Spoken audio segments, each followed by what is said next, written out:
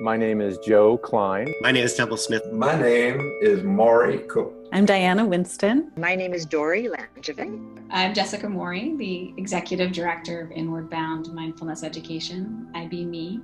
I'm calling in from Concord, Massachusetts. This is our international headquarters. My name is Marvin G. Belzer. I'm calling in from Los Angeles. I am the Associate Director of the UCLA Mindful Awareness Research Center. My name is Erin Selover. I'm calling in from Berkeley, California. I'm a teacher with Spirit Rock Meditation Center and also work in the corporate sector, primarily empowering the feminine within our institutions and our cultures and collective.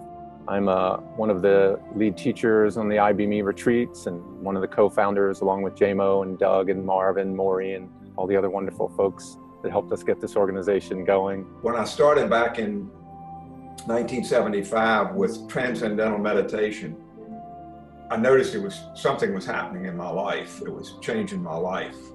And I had lived my life in near debilitating anxiety, especially as a teenager. And I went to doctors and tried to find out why I was so anxious and so full of stress. And they put me on Valium. And I took one Valium and I said, oh, no, that will not work for me. So I never went back to them, and I started this meditation practice, and something started to change in my life that was amazing. And then one day they knew what I wanted to do. I wanted to teach kids meditation.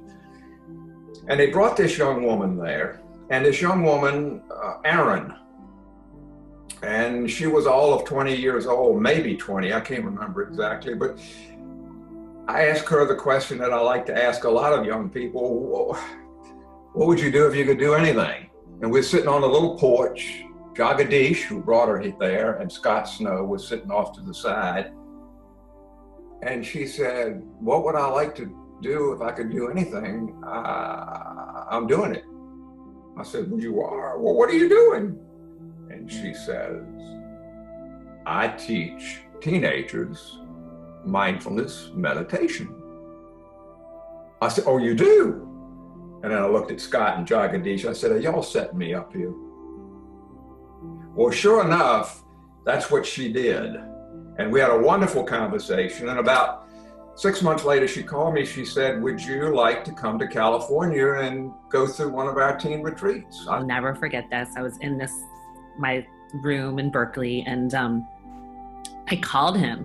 And this was like, I'm like a late 20s, calling this funder. It was very kind of, I don't know, just not what I was normally doing, and just was like a moment. I'm like, okay, we need an assistant. Is Tumble gonna, just da-da-da-da.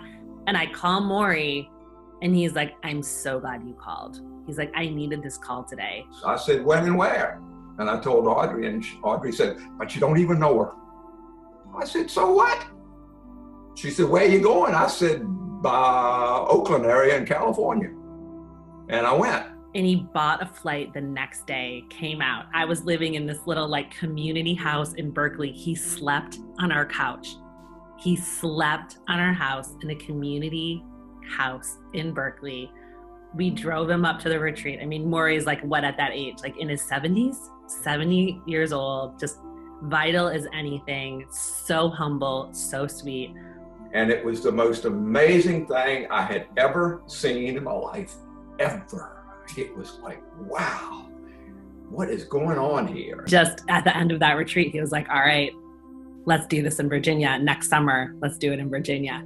And so that's what happened. And another really important moment with him was we had 6 people registered. And I was like, should we do it? Should we not do it? We put all this effort in. He's like, Erin, the moment you commit to this, you will get the teens you need. The moment you commit, I'm in, let's do it. And I was like, okay.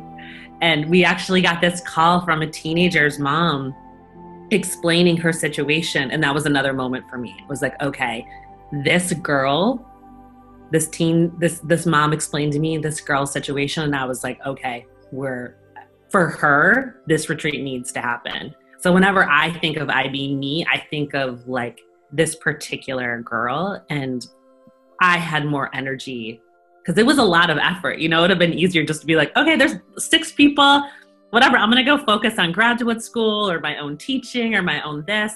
But when I heard her story, I was like, okay, I feel like that's the karma of this organization. Like just when you need it, like, okay, you get another hit of inspiration or someone else is like deeply touched. The work is so meaningful. Like it keeps, like I said, it has its own life force. It has its own karma. And then I met Marv. Oh my God. Oh, jeez. And I fell in love right away. I mean, it was like he was a part of me. It was like, what? Jeez. They were amazing. I have never seen anything like them in my life. I watched these kids start to transform in front of my eyes. Because I was watching these 2 people, J-Mo and Marv. I'm feeling what the kids could feel. Probably in the beginning, the vision was more of a question. Could American teens meditate? And there's been a part of me which doesn't take that sort of question for granted, right? I don't assume that what had been so valuable to me over those years of meditation, where there was no doubt that it's that the mind can become more concentrated, and that there are these simple methods of like choosing to place our attention in certain ways, like with the breath, that has remarkable effects. I was 14 when I went on my first teen meditation retreat. What I saw in my own mind and heart, the first thing was just having a profound experience of peace. Like a moment and moments in my own mind that felt peaceful and safe.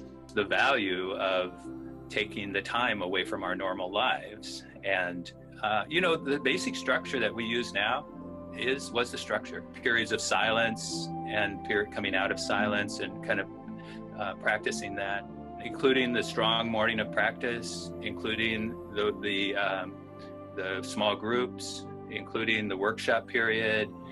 Things have shifted, and we did begin to keep track of what we had done before. And then, of course, Chaz and Diana Winston began coming every year. And just pointing out how we can learn from nature. And like, you're out in nature, and nature's doing the job. So it just kind of highlights certain things. I like working with teens because they actually get it. They totally get it. They're right there. Working with teens, I get to see where I'm starting to concretize and get tight and solid, and not connecting, but also not like exploring and questioning life. Starting to get old and kind of solid, and just it really shows me that, and I appreciate that. I really do. So I'm down in the kind of a community area, and the arrivals, the teens were coming in, and I'm looking up on the hill, and here comes this gray truck with a camper on the back. And this tall, lanky guy gets out. I believe he had a beard at the time. And I'm thinking, I wonder what he's gonna do. Then he comes walking down the hill, and as soon as I met him, bam, it was another. I said, geez, because we're trying to figure out, what if this thing really works? Who's gonna run it? How's it gonna work? And I say, show me your will for this. Show me your will to try to keep my anxiety, and I get a little excited if you don't notice. And and this guy, Joe Klein, and Joe Klein is a lot like I am, but I knew he could start this thing and get it running. The story, Maury Cooke, my dearest, deepest mentor in all of this, said, just tell your story, Joe. Just keep telling the story. I don't know how we get people to understand the potency of this retreat, but we have to tell the story. Just keep telling it. So I'm enthusiastically telling the story of these retreats to a friend of mine here in these mountains. And I'm describing what we do, how we take teens out of their comfort zone, turn off cell phones, go into silence, eat healthier food or food they may not be used to. And then we challenge them to discover inner resources. He goes, oh, wow, that's really amazing. I used to work with Outward Bound, and at Outward Bound, we used to, take teens out of their comfort zone and challenge them in ways where they had to discover resources that they didn't know they had, So you guys are doing a similar thing, but instead of like all this outward stuff, you're taking them on an inward challenge. And I'm like, yes, we are. It's an inward bound journey. So iBme, how does that essentially tell our story? In order to connect to happiness and connect to wisdom, it's an inward journey. So there's the inward bound. And the practices of mindfulness and the teachings of mindfulness give us this great opportunity to develop insight, equanimity, and compassion, love, for ourselves. So we learn to accept and believe in our authentic self.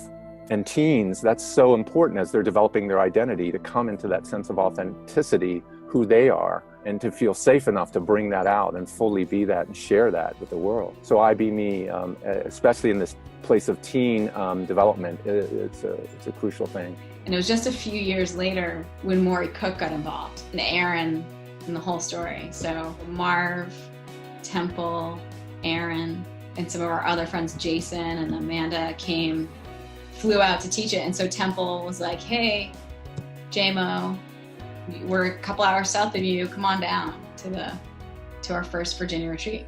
About 20 years ago, Temple started organizing the retreats on the West Coast, and he organized 2 of them a year. Temple did the work as part of his job at the Buddhist Peace Fellowship, but he had very little support. And I remember one year where, like near the end of the retreat, it dawns on me that Temple is trying to figure out how to use his personal credit cards to pay the retreat center before we go. There's more to the story, but that was kind of the basis then for iBme.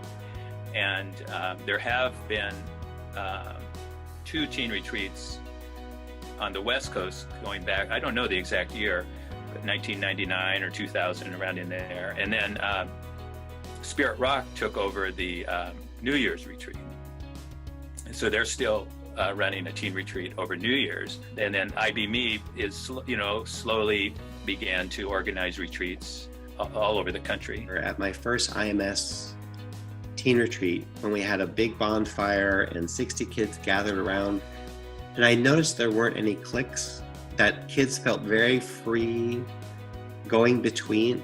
It's like, wow, everybody is welcomed by pretty much everybody else, and I've never seen that. 50 kids with so much goodwill towards each other and so much authentic sense of safety. And as adults, we're always telling kids, do this, it's better. But we never actually create the circumstances where kids can do that. And to see kids treating each other well, sincerely at the end of the retreat, and to see it be a collective experience of well-being and of safety, that was a game changer. What I know about the potential of meditation when you want to do it and when you start leaning into it, that's when my heart begins to melt open for what's awakening. All in the service of developing the lives of these young people and creating and building community and having a place that they could really be themselves for some of them for the first time. When I think about what's happening with teenagers and how disconnected and the rising levels of depression and anxiety and the isolation and the impact of social media and all of that, I just think this is the vision is the healing of this generation. When we can go on these retreats and have this experience of seeing how difference actually makes us stronger, then what's possible for the world that we're going to create when we're outside those retreats. There's the possibility for intergenerational practice together, because you have teens, you have their parents, you have staff, and staff can be of all different ages. And not just multi-generational, but then multiracial, multicultural, multi-gendered. We can create this multicultural, intergenerational community. And on the retreats, it's like time limited, but then also how do we actually relate to other people with loving kindness, with care, with compassion, with transparency? And then like taking it another step, how do we actually live in community in a way that values multiculturalism? How we weave the being internal, and then we come out and we're external together and relational, and then we go back in and we feel what's happening internally, and we practice, and we come out. And it has deeply influenced the way that I teach. It's a human condition to become anxious and stressed, but what do you do with it? If they can get just a couple of things when they come to a retreat, one is to start to recognize in their body when they're starting to restrict their breath, and then to bring the breath in. I'm breathing in, I'm breathing out. And then at the end of every retreat, it's like spokes of a wheel. We break the circle, and everybody goes out in all the directions they go, and they bring that medicine into all those families and communities and schools where they go. And I like to say it's like a virus. It's going to spread like a virus and infect all those host communities everywhere else. That's why it's important to make it happen and let the teens and the adults have that healing experience, wake up to that medicine inside of them, and then bring it out and spread it all around the world. Most teen programs, the adults have an outside-in approach. They have something to teach on the outside, and it's their job to get it inside the teens. What's amazing about the iBme retreats is that it's an inside-out retreat. We're giving just enough tools to bridge what's inside a kid already to come out. And a lot of youth programs know that's what they want, but they can't help but also imprint the adult values onto the child. And what these teen retreats do more than anything I've seen is they create the possibility for the inside world to come out.